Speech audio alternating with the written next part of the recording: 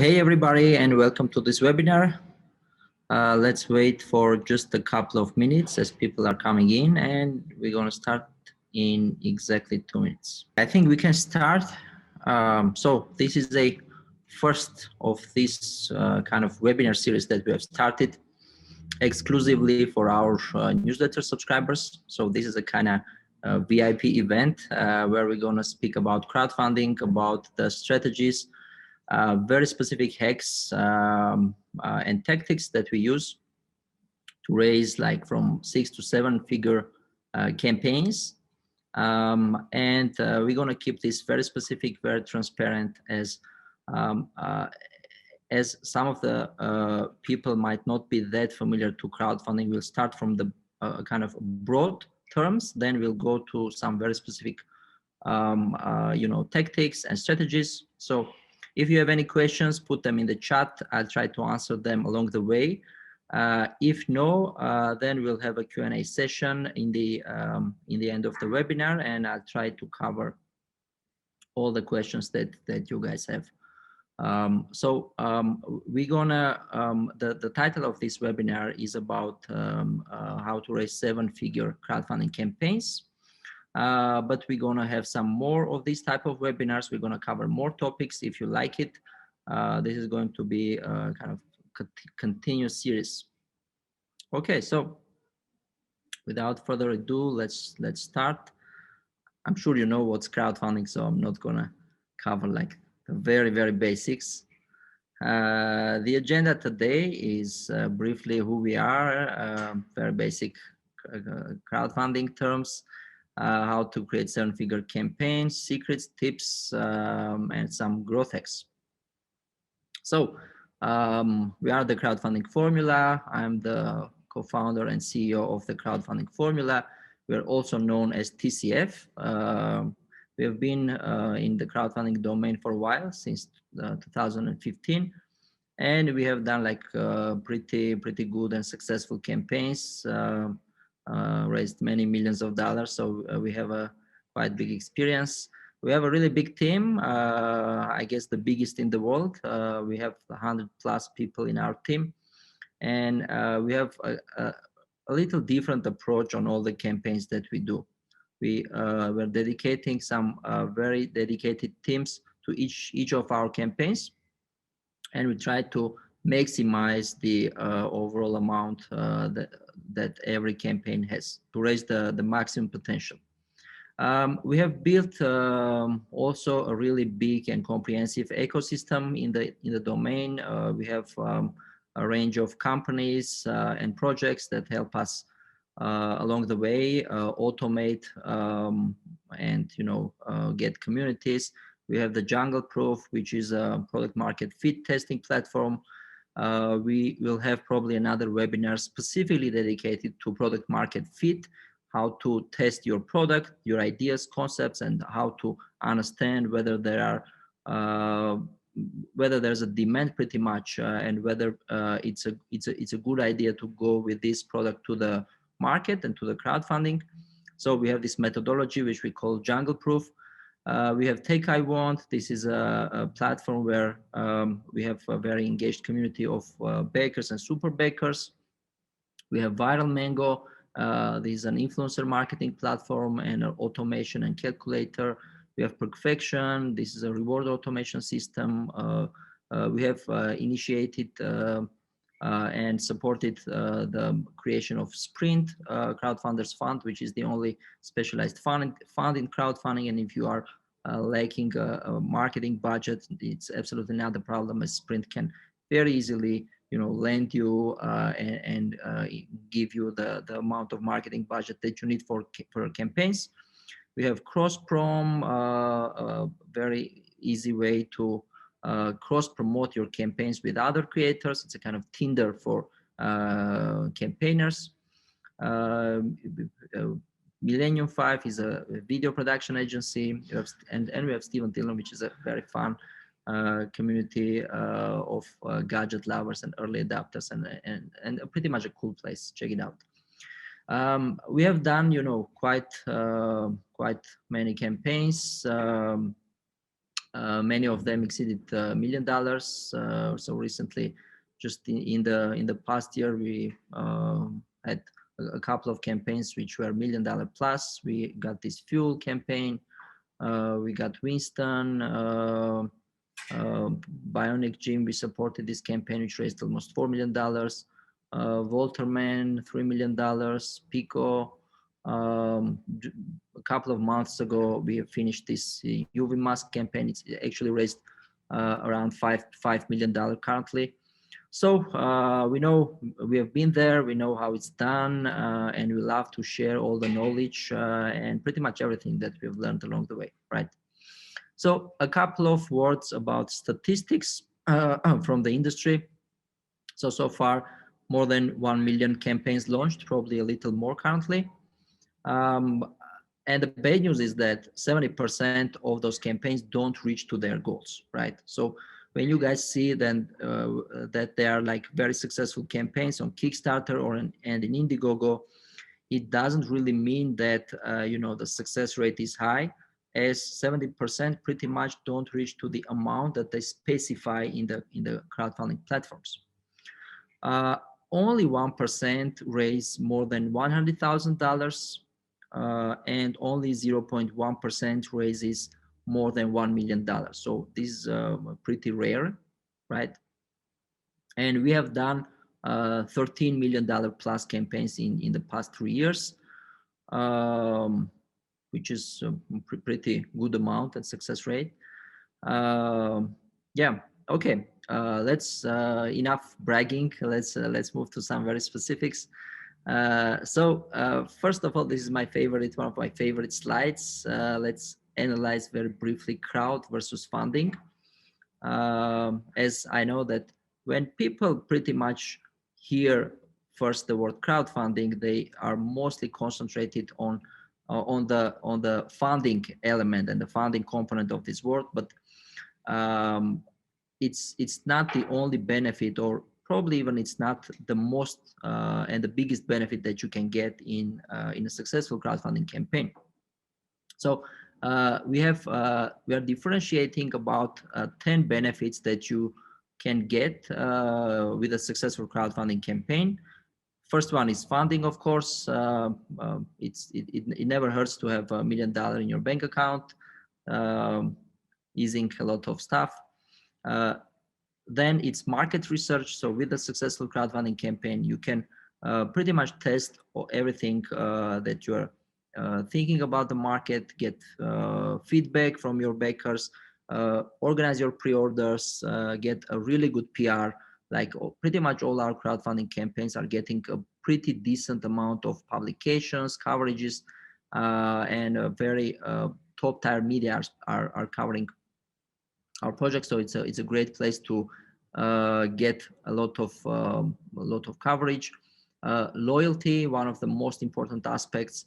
There are some serial crowdfunders who are raising millions of dollars only because they have built this community of backers who are supporting them along the way and every single year, right? So this is one of the probably best ways to build your very loyal community who will support you in whatever you do. If you pretty much keep your promises, do the right job, they'll support you along the way. It's a great place for word of mouth, for finding new partners, customers, and to be, this is giving a really good confidence for raising additional rounds of investments. So a lot of great stuff, a lot of great benefits, and with a successful campaign, you will get really many other benefits other than funding.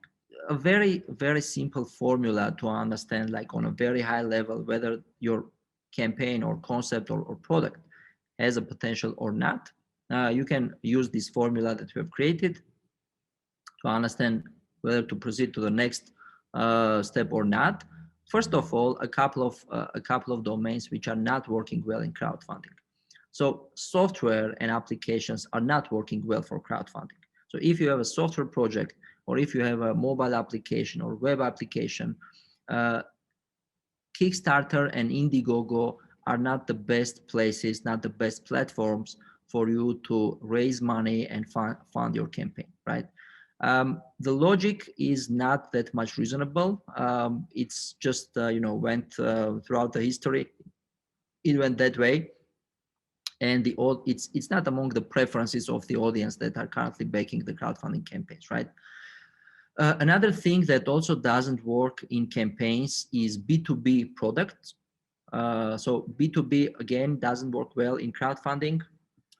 If you have a industrial product or product which and your customers are businesses, then Kickstarter and Indiegogo are not the best places as well. So it's mostly about consumer products. It's mostly about hardware, physical products like pet-related products. Tabletop games work really well on Kickstarter. At some extent, it works for arts, films, books as well. But the most famous and most popular categories are hardware and probably tabletop games. So you can use this formula, and if you got like 4 and more points, then it means you can proceed to the next testing, which we'll cover in more details for our in our next webinar. So first of all, is it a mass market product or not? Like crowdfunding, although it's a kind of niche industry, you need to have a mass market for your campaign to be really, really popular and really successful. So just you can look around and see whether at least 6 or 7 people from out of your 10 friends gonna get this product. Yeah, if yes, then it's something you can consider and move forward. Whether it contains innovation. So crowdfunding is not a place for very standard products that you can buy in Amazon or in a regular retail store. So it should contain an innovation, and it should have something that people wouldn't find in regular stores or in Walmart. It should be unique. So there shouldn't be many these type of products or copies. And most importantly, it should solve some problems. So if it's solving a problem, like can be a very specific problem, then it's good. So you can add like 3 points to your mass market, then 1 innovation, uniqueness, and problem solving. And if you have 4 points and more, it means your product idea or concept has potential. If it's 6, then it's kind of bingo. You might have a really, really successful crowdfunding campaign. Yeah, and it might have a really good potential. Okay, so you have validated your product or concept, and now you want to start. And first of all, where to start? Like this is the question that we get most of the time. And my answer to those is that you need to start from research. So you can get one of those extensions which are showing the daily funding on crowdfunding campaigns. One of them is called the Bigger Cake, a really great extension for monitoring Kickstarter campaigns. So you can basically install those extension on your Chrome browser and see how much money or how much funding each campaign raised every single day, right? So, and you can analyze the competitor campaigns and see whether there's a smooth graph or where are some spikes along the way. So if it's smooth, it means that the product pretty much has potential, has an audience, and the audience of the platform loves the product. And if you see that there are like very specific spikes, it means that the product is not that popular on the platform. Like the audience is not that keen to get this campaign, but campaigners brought traffic along the way, and they did something that resulted in these spikes, right? So your job in here is to just search Google for these specific days and understand what they did to get these big amounts. Maybe there was some kind of an influencer, maybe there was a coverage in one of the media, maybe something happened, and with just very simple search with a specific date, you can figure out watch what your competitors did, and you can pretty much steal their strategies and approach to the same influencers and get the same results. Yep. Analyze the competition, understand whether there's a potential, what your competitors did, and then move forward. And moving forward is depend on pretty much two phases. So we differentiate and we separate crowdfunding into two phases. Yeah, into pre-launch and into post-launch. And 90% of your success is preparation and is pre-launch. On when you see a successful campaign, when you see $1 million campaign, it doesn't mean that they are super lucky, and it doesn't mean that they just launched their campaign and just become so famous, right? What it means is that these guys 90% prepared really, really well, and this will the success of your campaign will depend pretty much on your preparation. In every campaign, in every big success, in every big victory that we had, preparation and careful pre-launch pretty much defined all our success. Yeah. So first of all, start 3 to 4 months before. Like, this is critical to have time to, I'll tell what to do, but you need to have some time to go through all the processes, separately, and dedicate some time to be really, really well prepared. Gather a team. If you're alone, this is not something very suited for sole individuals. It's still possible, but there are so many things to do that you better get a team. Go and pitch your idea to some friends and try to get at least like 5-6 people on board. As when we pass along the way, you'll see that there are a lot of stuff to do. So 3 domains of a great preparation or a great pre-launch: collecting subscribers, collecting a PR database, and creating an awesome video. This is pretty much what we do, right? If you have all these checks, if you manage to get really well subscribers, if you manage to create a really good PR database and create a pretty good video, then you are like, ready to go. A couple of hacks and tips on how to do all these 3 things correctly in the right way. So collecting email subscribers, if you're not doing email marketing, and if you're not paying too much attention to email marketing, then you are very wrong, as email marketing is one of the most working domains and channels, which is bringing a lot of success to every campaign. So it's working really well. And what we're doing with the email marketing is we're creating a very simple page, a landing page, and having this, a field for email subscription. You might have seen this type of pages. You promise a discount for early birds, and people subscribing here give you their emails, and you promise to notify them when you go live, right? So the promise in here is to learn about your campaign launch, and the early birds will get most of the discounts. And typically in Kickstarter and in Indiegogo, when you're launching, you have some limited amount of discounts for the first 100 people, let's say. And if people like this, like for example, this toothbrush, then they want to subscribe in here and be one of the first who will get most of the discounts. Now, a couple of hacks and tips on how to get the most out of this is that when people subscribe, a lot of people show them a thank you page.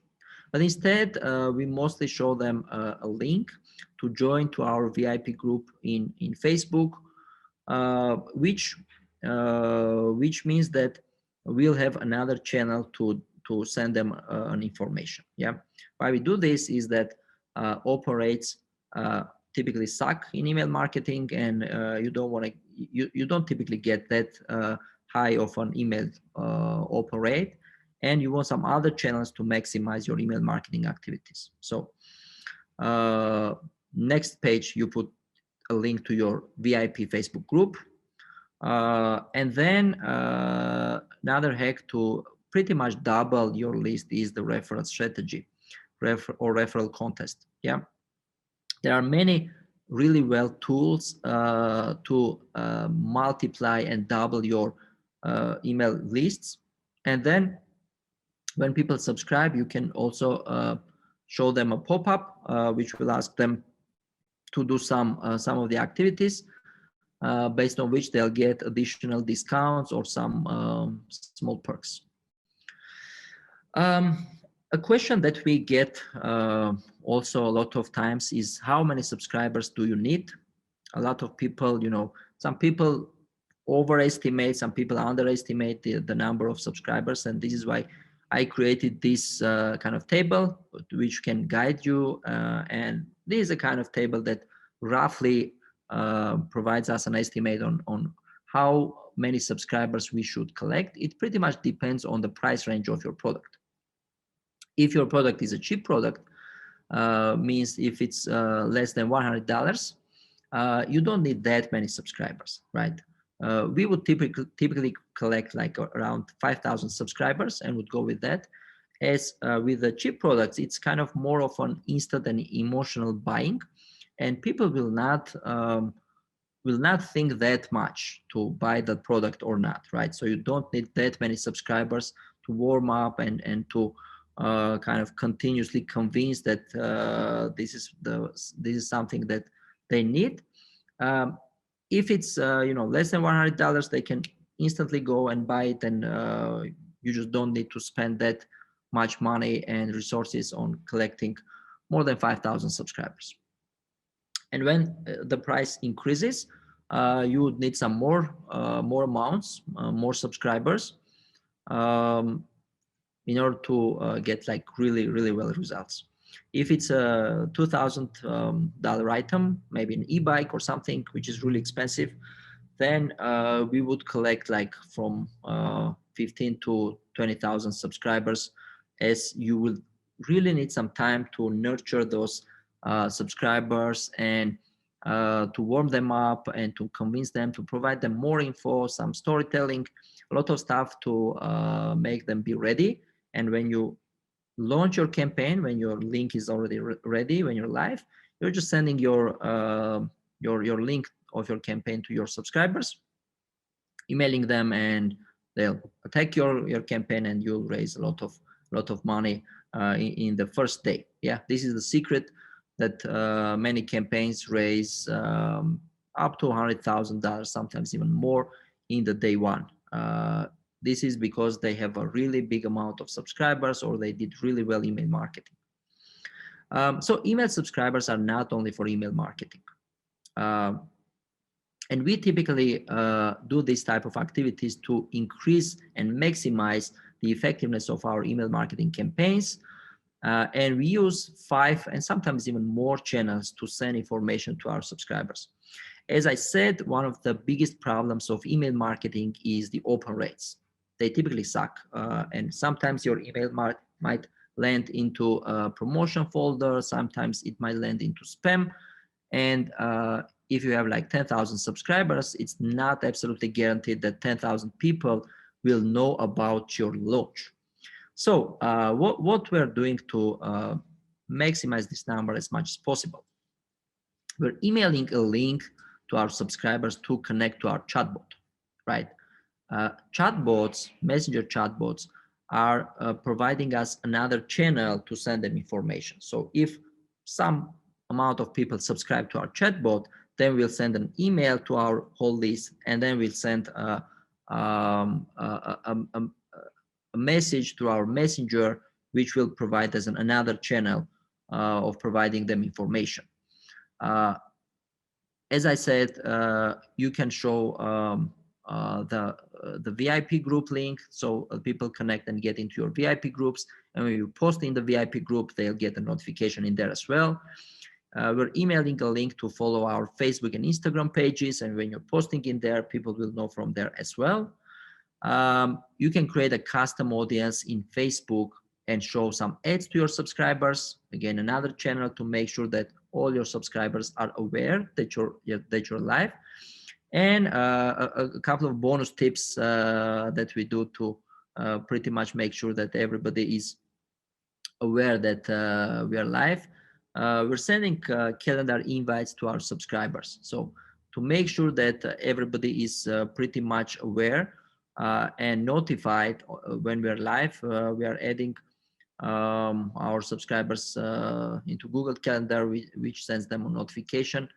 It appears to their calendars, and this is a kind of one of the hacks that we use to make sure that everybody is pretty much like a big amount of our subscriber list is notified when our campaigns are live. Yeah, cool. So another thing is collecting PR and influencer database. And there are some hacks in here as well. Pretty much you need to focus on journalists, bloggers, and influencers. And before starting any campaign, we are collecting a database of a very customized list of journalists. You don't need to spam everyone. This is one of the biggest mistakes that people typically do. They just, get or buy some lists from Fiverr or from Upwork and just start spamming to journalists which they hate. Like a typical journalist gets around a couple of hundreds of emails every single day. And if you want to have a chance to get a coverage, the only thing you need to do is to send a very relevant content to them. And this is why you need very relevant journalists. Like if it's a pet product, then you need a journalist who would cover some pet products, right? Some dog or cat products or some other pet products. And same for influencers. Like you need to customize, you need to segmentize and find only very relevant influencers and journalists whom you need. And when the time comes, when your campaign is live, then you start sending your campaign to them.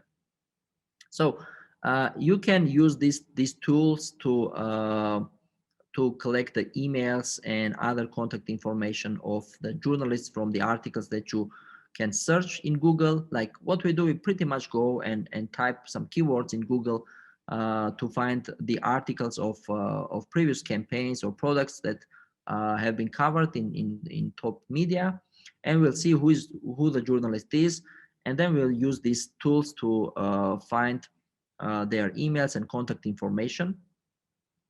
So I will not go through all these tools as they all do pretty much the same thing. They collect an email or other contact details, like maybe social links of journalists who which are available in the market. So those are not kind of hacking tools. They are just scraping if the information is available somewhere in the forums or the journalist has shared it before. Those tools are the ones that gonna get and provide you, right, and save you a lot of time. So, and then video production and content creation, which is also really, really very important to make your campaign emotional.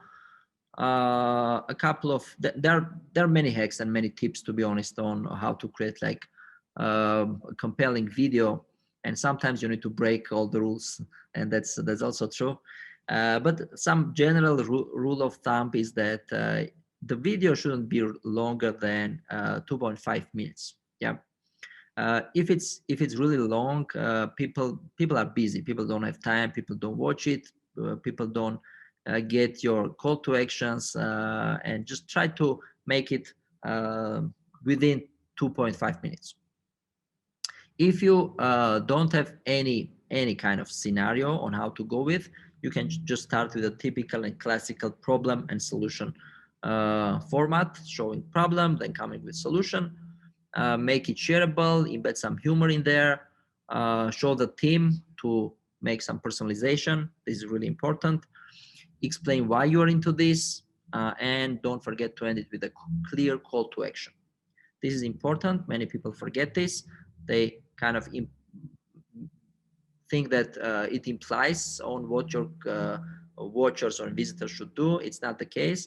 You need to have very clear call to action. Sometimes we even show with the arrow, go and back this campaign. And this is sometimes intuitively drives the visitors to become backers. Another question which many people has is the campaign goal amount. How much to put the goal amount? So just look at these two campaigns. One raised $153,000. The other one raised $173,000. So almost same amount of money, I would say. But one of them raised 39% of its campaign goal, and the other one raised 1,157%. So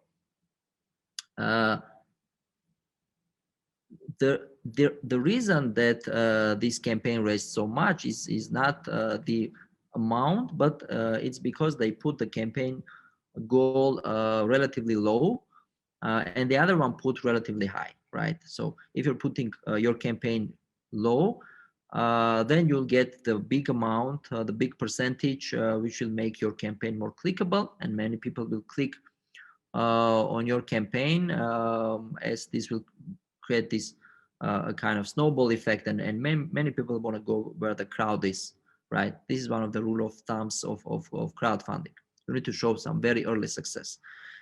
Although you need to be very careful not to put your goal amount too low, right? Like so low that you are not able to produce what you're promising. But if you're hesitating how much to put, just put at the lowest possible amount that you are able to make your production. As there are some fixed costs, there are some fixed expenses, so take them into account and calculate accordingly, but don't try to put higher goals. Okay, so moving forward, then if you're done, if you have did correctly all those three range of activities, then you're ready pretty much for the launch. Then one of the things that you need to know is that most of the campaigns, this is a typical situation in Kickstarter, that most of the campaigns are U-shaped, which means that there are like big spikes in the beginning and big spikes in the end.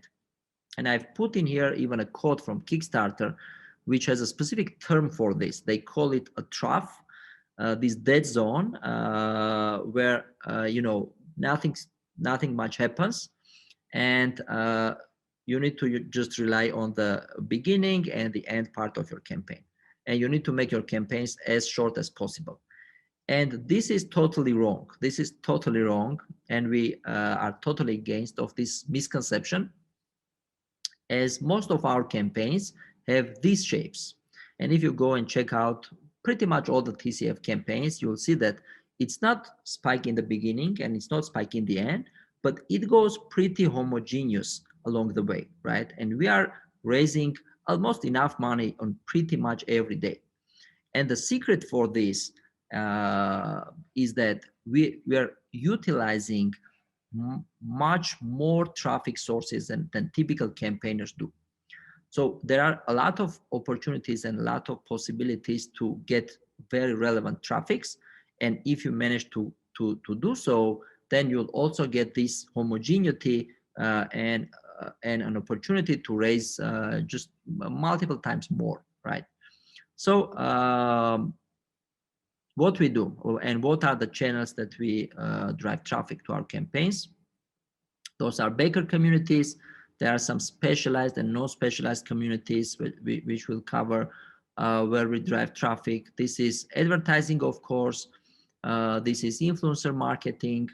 We do some manual sales and try to close the deals with the bakers who have wrote us something in social media. We try to do upsells. We try product hunt. Most of our campaigns are really successful on product hunt. We do subreddits, we do social media, we do PR, and there are some very niche communities and niche social media that pretty much very little amount of people have heard about, where you can find a lot of relevant bakers. Yeah. So what you need to know is that it's not only about in the beginning and in the end. There are a lot of stuff that can be done to raise pretty decent amount. Okay, so tips for great PR coverage. A couple of tips to utilize your PR activities. First of all, if you have a really good list, like a really good list is about a couple of thousand people, a couple of thousand relevant journalists. And if you have this list, don't spam them. Don't send an email to all of them. This is a really big mistake. Don't use MailChimp. Some of the people use MailChimp and this type of email service to send a mass email to journalists. This is very wrong, and they get it. When they see that the email you send them is not personalized, they just ignore it. And especially the top tier journalists, they want to receive very personalized, and they want to understand that you're writing exactly to them. To provide this impression, you need to use services like Mailshake or Phantom Buster for automation. So those are services which will help you automate the email sending and pretty much automate also some other stuff as well, like whether people reply to send them next email, etc. And journalists will not see that you're using a specific service for that. So they'll see a very customized email to them, and the impression they'll get is that you're writing a very personalized and custom email to them. Use Strict extension. If you're not using Strict, try use it right now, which will show you whether the journalist opened the email that you sent or not. This is really good, and not only for PR, by the way. This is good thing to have and to know whether the emails you're sending are being opened or not. So for journalists, if it's being open, then the next and you receive no answer, then the next thing you want to do is send another email with similar subject line but different context, right? Or different content. And if you see that your email which you sent is not open, then you can just change the subject line and not change the email, as it's not open. And this way you'll get higher results, right? So what we do with our list is that we automate pretty much the 90% of the database that we have, but the top 10% we write them manually, and we try to write very customized pitches to journalists to get a really high open rate and coverages. So you need to have media samples. Journalists love to receive media samples like prototypes. Typically in every successful campaign, we always recommend to put around at least 30 samples of your product, which you would send to the top tier journalists and influencers. This will help you get a much better chance and rates of coverage. This is a simple hack you can use to write the most important stuff with PNS. Like if you're writing kind of a bigger email and you want something to be noticed for sure, put that with a PS. This is a place where everybody reads. Use the ready articles in retargeting ads. So when there is a coverage, it doesn't mean that it's you need to only rely on this platform's traffic or only on the traffic that you got for this article. What you can do is you can create ads and then re-show these articles to your customers or to your potential backers. What we do is that we provide the journalists with the embedded with the links with the embedded pixel.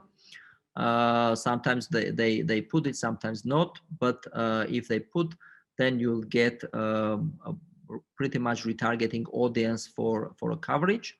We'll cover some other stuff with these pixels, but if you're not familiar, then you can get a pixel code from Facebook or from Google, and you can have links, redirect links, where you can have these embedded pixels. And when people click to these links, like in an article, for example, it's a Forbes article, and there's a link to your campaign.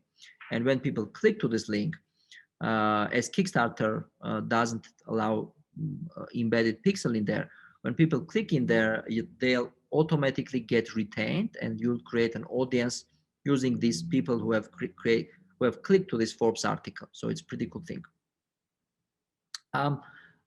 You know, using these strategies will allow you to get a really decent amount of coverage. Pretty much most of our campaigns are getting hundreds of coverages using these strategies. Some tips for social media. A lot of people are underutilizing social media, and the pretty much the ways you can utilize social media to raise more amounts. So people mostly post, and I think that this is the only way to just post and brag and see whether they'll go viral or not. You need to be creative. You need to create creative posts. So we use this 3D type of posts to get massive shares and reach. We use engagement posts, like we ask like these true or false questions, and people, they ask and engage.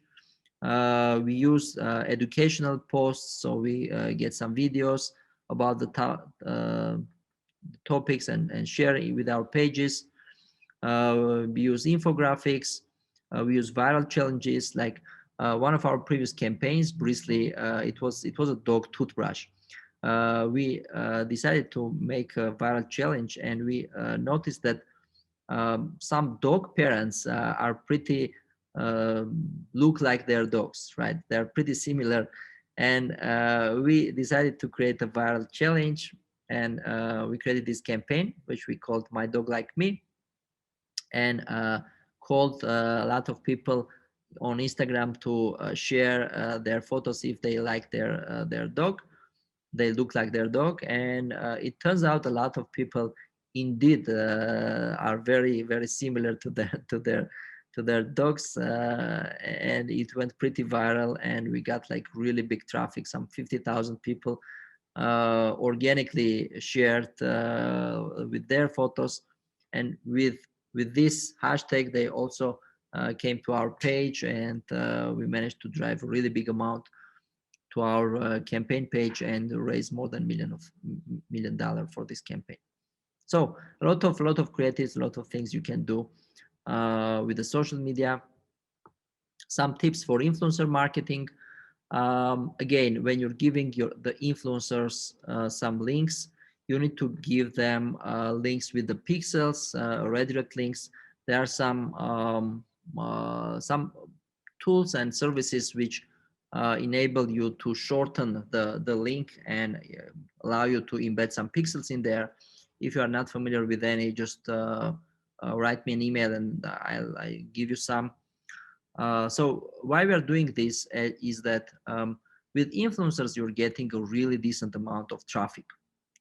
And on Kickstarter, you don't have this opportunity to put your pixel, so a lot of traffic will be lost, right? Like you have your campaign page and an influencer posted, you get like hundreds and thousands of people visiting your campaign page. And if you don't have a pixel on Kickstarter, which you don't, then most of these people will be lost. So to overcome this and to mitigate these risks, you need to use a redirect link, and where people are being redirected to your campaign page with that amount, with that time, these pixels are ready to capture who is clicked in the pixel, and are able that later on you're able to create a retargeting audience. You need to create perks with influencers' name and or use special discount for their followers. This is a strategy that works pretty well. So you need to ease their job to help you. And if you're on Indiegogo, you can create these secret perks. On Kickstarter, you can't do that, but on Indiegogo, you can create a secret perk and share a link which will be visible only to influencers' followers. So they can go in there and they'll see that this perk is specifically for like Kim Kardashian's followers. Yeah, I hope you'll get to Kim Kardashian and manage to convince her to share your campaign. If you have a decent amount of samples or prototypes, you can send out them to influencers, and many of them will just share it for free. And and you can just ask for free featuring, especially in the mid level influencers. They do it happily. Ask influencer to make live videos and feature you, the founder. So it's not only about posting videos. You can, go further and make live with the influencers. They can ask you some questions, you can answer them, and this will create a more interactive experience for the followers. One hack that you can use is to ask advertiser access from the influencer to promote your post further, right? So if it's an influencer page, let's say, and they posted about your campaign, you can ask an advertiser access, justifying that you need to get this access to further promote your post in their page to reach to the most of the audience of those page.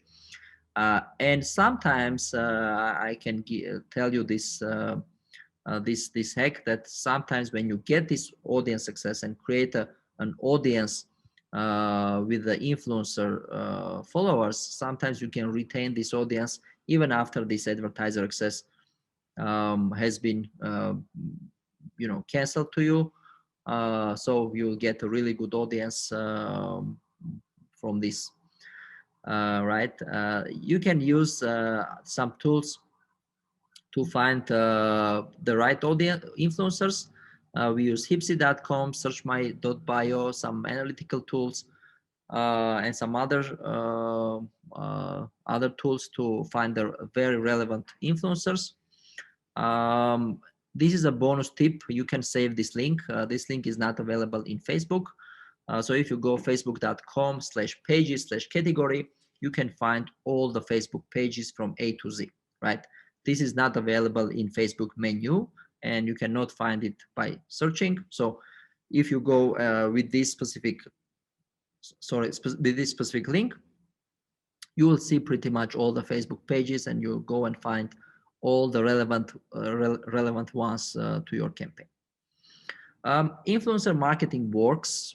Again, a lot of campaigners, a lot of people are not believing in influencer marketing, and they think that this is something which is not working.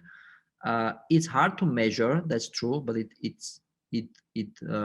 really works, and you can get sometimes like really amazing results. Like for example, with this campaign, with the Volterman campaign that we had, we got featuring in this Genius Club, and we couldn't believe to our eyes that we got like 121,000 shares and 12 million views absolutely for free, right? Absolutely for free. We didn't give any cent to this influencer. They just loved the video and they just shared it. Yeah, and by sending a relevant video to relevant influencers, you might get these type of results, which is pretty possible, and you'll get like tons of visitors and tons of traffic.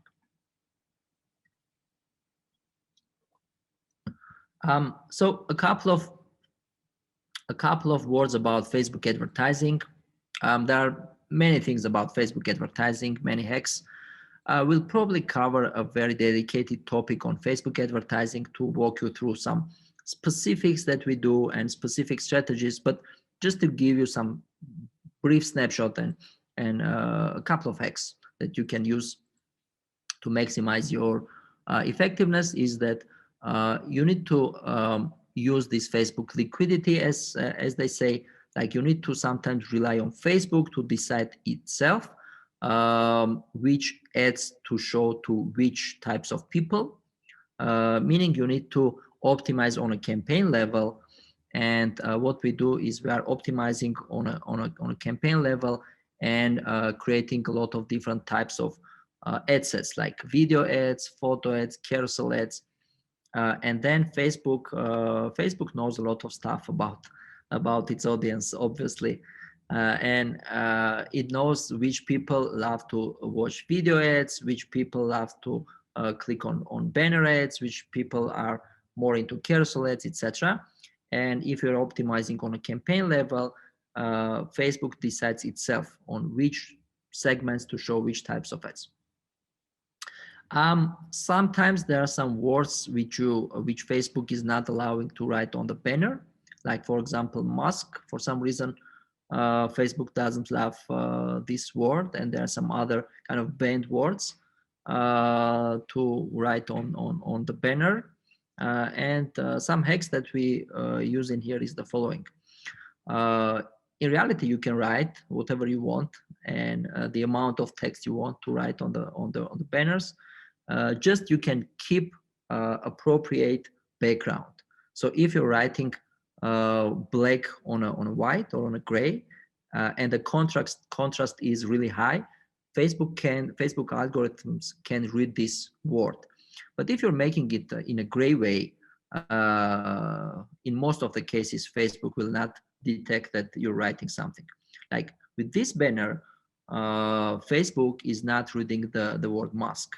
So the last mask you will ever need, it's absolutely readable for human, but Facebook algorithms are not detecting this. If you don't tell them, then you can use this type of words which are otherwise rejected. Okay. Another misconception is that you can't retarget your competitors' visitors. Directly you can't, but there are some hacks. For example, you can create lookalike audiences with add to cart. And when you're, most of the people are creating lookalike audiences, which is one of the greatest features, by the way, in Facebook to reach to broader audience. When you have your subscribers or when you have your backers, you can create a lookalike audience, which will create a bigger audience, much bigger audience within Facebook with similar interests, right? With similar interests, with similar activities that they did very recently. And a lot of people are creating a lookalike audience with their bakers or people who purchase their products. This is really good. But with this, Facebook is creating an audience of people who have bought similar products previously. But when you create an audience from add to cart, then Facebook will create a lookalike audience or a bigger audience from people who have recently put add to cart some campaigns, some products, but didn't buy. So with this way, many of these type of products will be from your competitors, and you'll be ready to show your ads directly to people who recently put add to cart, like some shoes, some e-bikes, something that they were about to buy, but they didn't buy, and they'll see your ads. One of the misconceptions is that only Facebook and Google ads are good. It's not the case, and you can pretty much use all the social medias for ads. And here's how you need to do it. It's true that Facebook and Google are the best ones for cold audiences. Like they have the best targeting, and they have the best ads manager to go and find the relevant cold audiences. But almost all the social media have their pixels. And what you can do is that you can have in your landing page, for example, as Indiegogo and Kickstarter doesn't allow it, but you can do this with your landing page. So you can embed like the pixels of Snapchat, Pinterest, Twitter, and Reddit on your landing page. And then from one hand, you can drive traffic from Facebook and Google, and then retarget them already in Pinterest, Twitter, and Snapchat. So with this way, you will make sure that you're retargeting to a very relevant audience in places where you can't get to them in Facebook or in Google, right? So with this way, you will be able to maximize like the amount, maximize your reach, and get pretty cheap ads, as typically ads are much cheaper in those other social networks other than in Facebook. Yeah, and you need to be creative and think out of the box always. Like for example, with one of our campaigns with fuel e-bikes, we had this difficulty that people were not buying, were not backing the campaign, and the main reason for that was that the price was pretty high. It was about $3,500 of an e-bike It was a really good e-bike actually, but the price was pretty high. So we decided to one risky move, and we decided, instead of decreasing the price and instead of providing them even more discounts, instead to increase the price every single day. And we announced it deliberately, and we put it on the campaign page, that the price will go up every day at 11:59 PST, and we did it. It was not a marketing trick, and people waited for some times, and they waited to see whether the prices will indeed go up or not. And then after a couple of days, like in 72 hours, we saw a really big spike, and many people jumped and understood that pretty much every day was the best day to go and buy and back the campaign. Otherwise, they would get it more expensive. Yeah. So this was it. I tried to cover the basics. We'll later on go into some more details in pretty much things that have been covered today. You can follow me on LinkedIn. I'm periodically sharing some stuff that we learn, sharing our know-hows. And now you can, if you have any questions, you can just share them in the chat or in this Q&A section, and I'll try to go and answer them. Have you worked on regional CF or A plus equity crowdfunding campaigns? No, actually we have been consulting some, but we are mostly specialized in reward crowdfunding campaigns, which means that people are receiving rewards when you're baking the campaigns instead of equity. During the pre-launch stage, apart from setting up a landing page and collecting leads, are you also involving PR and influencer marketing? This is a really good question. And yes, sometimes we do. Like, the first thing with the PR and influencer marketing is that you need to make sure that you have a really good database. So this is the first thing. Then second thing, as it needs some times for your samples to be sent out to those influencers, you need to send them at least a couple of weeks before the start of your campaign. So what we're doing is that we're reaching out to some of the top influencers and saying that we need to send you something that you need to check out, and then sending our samples to them. But most of the stuff, like the heavy artillery, starts when we go live, when we're already live, when the campaign is live. Most of the activities happen at that time. So it's a kind of preparation with the database, with sending the samples, agreeing them with them, some of the stuff, and then when your campaign is live, then you can go and pretty much approach to many of the influencers. Can you share how much successful campaigns spend on marketing plus ads, including the cost to pay marketing firm like TCF? A good question. A rule of thumb, a basic rule of thumb in terms of costs is that it typically will cost you from 15 to 20% of the raised amount. This is a marketing budget. Like, how much would be your marketing budget? Would be, if you want to raise $1 million, it means you need to set apart from $150 to $200,000 for your marketing activities, for your advertising, for your influencer marketing, for some paid PR. So it typically accumulates to about from 15 to 20%.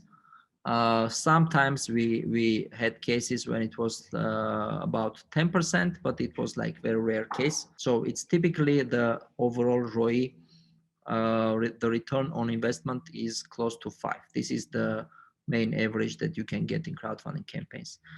What concerns marketing firms, it's very different. I know there are many agencies around. There are some good ones, bad ones as well, unfortunately. As concerns for TCF, you can write us and we'll tell you the exact terms that we're working with. One hint is that we're not taking any fixed fees. We're one of the very few agencies who don't take any fixed fees, and it's only percentage from the raised amount. So we love to share our risks with our campaigners, and if things are not going well, then we won't get good compensation. But if things go well, we'll have to get a fair amount of compensation. So it's only percentage, no any fixed fees, and it pretty much depends on the product. As we're not taking many products, it's very selective. Unfortunately, as we're dedicating a very big team to every campaign, we are able to take very limited amount of campaigns, and we're taking only the ones which are passing through all our onboarding process and testing processes, and show the biggest potential. You mentioned arts in passing, some thoughts on feature financing, music, video production. The question is about arts and film financing, as far as I could understand. Music video production. Yeah. One difference in music video production or in films is that typically the most successful campaigns are the second campaigns. Yeah, the second campaigns of the directors or authors, meaning that with the first campaigns they are gaining some traction, or if you have the first version of your film, you can get some community which will later on support you with your next campaigns. So if you go and browse some successful film producers, filmmakers, and music creators, you'll see that in most of the cases, when there's a successful campaign, it means it's their second or third campaigns. So with the first ones, it needs to be, how to say it, very relevant to the interest of those crowdfunding platforms, which is sometimes very hard to forecast. If you have your own community, if you have some decent amount of people who love what you're doing, and then they can go and help you with your second campaigns, then you can go ahead and start your campaign knowing that you already had some fan club, some amount of community which will be supportive when you're launching your campaign. I wouldn't advise to, especially if it's a very a niche type of a film, to go to crowdfunding with the first first versions. Can you help us run the campaign for SaaS project software? No, unfortunately, no. This is one of the rules in crowdfunding, in the reward-based crowdfunding, is that software projects, SaaS projects, are not working well in crowdfunding because of audience, the preferences of the backers, of the loyal backers. They are not into SaaS and software, right? You couldn't find very successful cases of software projects. So unfortunately, you need to find some other ways on how to raise money. Most of the campaigns have a lot of pictures and little text. We have a lot of information that we really want to share. Is it better to leave out a bit of info to narrow it down? A really very good question, a really good question. You need to find the best balance, right? It's true that in most of the cases, you can see many photos, many pictures, as the attention span is very low and people don't want to read much. Scan banners and see the main ideas in there.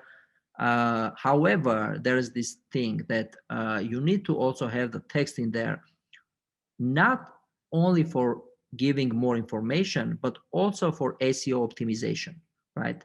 So you need your campaign to be indexed in Google, and this is done only with the text. You can get it with the photos, and you want your Kickstarter campaign page to appear in Google search. For that, you need to have a really decent amount of text.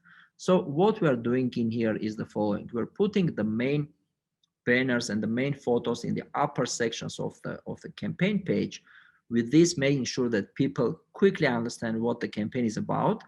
But also when they go away, when they go down, when they dig deeper, we also have enough amount of information for those who want to learn more, who want to get some additional info, who want to check out the FAQ section.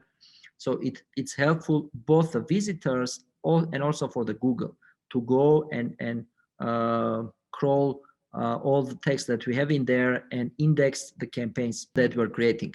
It's not happening instantly, but this is something that you can benefit in upcoming years, pretty much, right? In 2 or 3 months, your campaign will be available in Google search results and will continue to drive you more traffic. So even when your campaign is finished, you can put a link in there where people, when they'll find your campaign, they'll click to those links, and they'll be redirected to your Shopify store, to your Amazon store, or to your website. So this is a very, very important to remember. Okay, next question. Have you used surveys or polls to gather emails as a pre-launch tactic? Yes, we did. They work. Don't try to complicate things. If you have too many questions in your surveys, people don't get to the ends. So this way you're losing a lot of participants. But when it's just a simple poll or just like 5 questions or so, you can not only get email subscribers, but you also can get some really good insights on what they are into, who are your very target and relevant audience, what they love, why they are backing your campaigns. Sometimes you can just openly ask why you are subscribing into this, and you'll get some very surprising answers. You said there are many agencies out there. How to understand which ones are good and from which ones you need to stay away? Any advice or rule of thumb on that? Yes, I can advise you something. Unfortunately, there are many scammers in crowdfunding, as sometimes, especially when things are not going well for campaigners, they are desperate to try everything out. If you go alone, you'll receive like tons of offers from all types of agencies, all types of services, like which will promise you they'll bring you millions of dollars like instantly with just like $50. Yeah, and you need to be aware of most of these type of offers. And when you're thinking on how to understand about the agencies, the pretty much the best thing is to get references from the previous clients. It's visible on Kickstarter which agencies worked on that specific campaign, and sometimes agencies also love to put their portfolio on their campaign page. We do it as well. And what you need to do, if there are some agencies you hesitate to work with, you need to go into their websites, check out their portfolio, and just have some time to reach out to those campaigners and ask about their experience. What's their experience? What was their experience with working with this or that agency? And you'll get pretty fair answers. Do I understand this correctly? 20% for marketing and ad spend, 25% product cost. Yeah, 20% discount, leaving 35% for development and tooling. I would say pretty much it can be up to 50%. Also subtracting the platform fees, which is 5% for Kickstarter and for Indiegogo, and then additional like 3.5% goes to payment processing. So about 8-9% are platform fees. Taking out the advertising budget, the commissions, and pretty much everything, sometimes you get about 50% of what you raised. Like if you raised $1 million, then you can get net of 500K or so on a very rough average. But you need to understand one thing, that crowdfunding, especially the first campaign, if this is your first campaign, you shouldn't count on having a good profits, on good net profit for your first campaign. It's very squeezed and it's very intense. And even if you're zero, even if you're breaking even like totally at $0, it means that you just got for free one of the biggest promotional activities for your product, right? So you will get some profit for sure, but we're promising the campaigners to not count and to not have false expectations for their first campaigns to have big profits in there. as it's really very hard. You'll start profiting after crowdfunding and with your next crowdfunding campaigns. You will have like really good amounts in there. But if it's your first campaign, then your aim should be to break even, to deliver a really great products.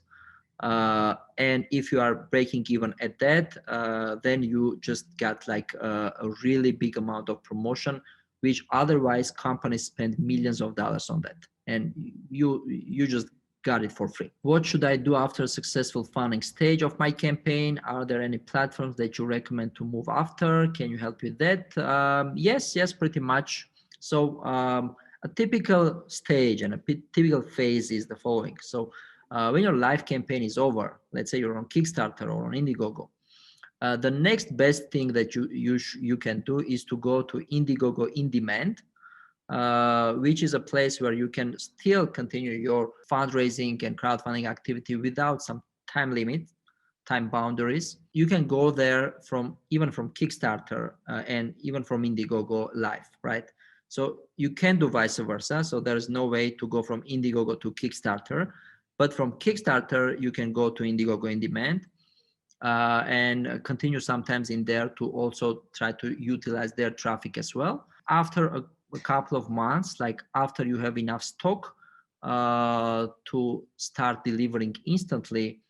So a typical process is the following. You're raising amount, then you go to Indiegogo in demand, continue raising amount, start your manufacturing process, production activities, deliver the products to your backers first, then you have enough stock to go to Shopify and to Amazon. And that's the best thing you can do afterwards. So create a Shopify store, have a website, and then move to Amazon. And we're just moving into there as well. And if you're working with us, you will pretty much help you with pretty much everything. The 50% was about like pretty much all the costs. Like it can be 20%. It will include the marketing costs, the agency fees, the platform fees, and it will be roughly like 50-55%. Yeah. Are you precluded from working with similar products for campaigns you have run for others? Would there be any strategic advantage to do so? A very good question. We have this procedure internally that we don't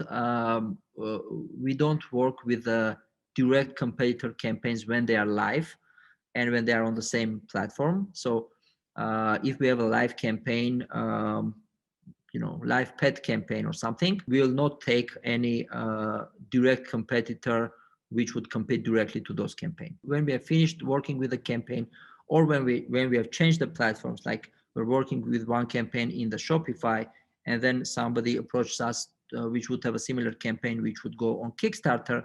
In this case, we would take that. Are you still doing UV mask? Yes, we're still working with the UV mask. This is in demand currently, and the UV mask is about to deliver the products, and then it will be ready to move to Shopify. How can TCF can help raise a first campaign? Well, this is what we do. This is what we do. You guys can go and fill in. We have this inquiry on our website, tcf.team. You can go, you'll find the inquiry and apply, and you'll definitely get an answer from us. Make sure to fill in all the questions, and we'll get back to you, and we'll see how we can help, how we can support, and whether the product is a good fit for us, and whether we can create some mutually beneficial cooperation and partnership. At what point would you be free to do another We Believe a Better mask? Send us some more info, send us more information, and we'll analyze and see how competitive is that to our current campaigns, and we'll definitely let you know. Yeah. So please send us more information and we'll get back to you. Can we keep this confidential? Of course, we're signing NDAs with most of our campaigners. So we have internal, very strict policies. So don't worry about about it. I have a cool product idea and finishing prototype. What are my next steps to make sure I will not fail in crowdfunding? You need to pretty much validate your prototype to understand whether there's a demand or not. This is the first step.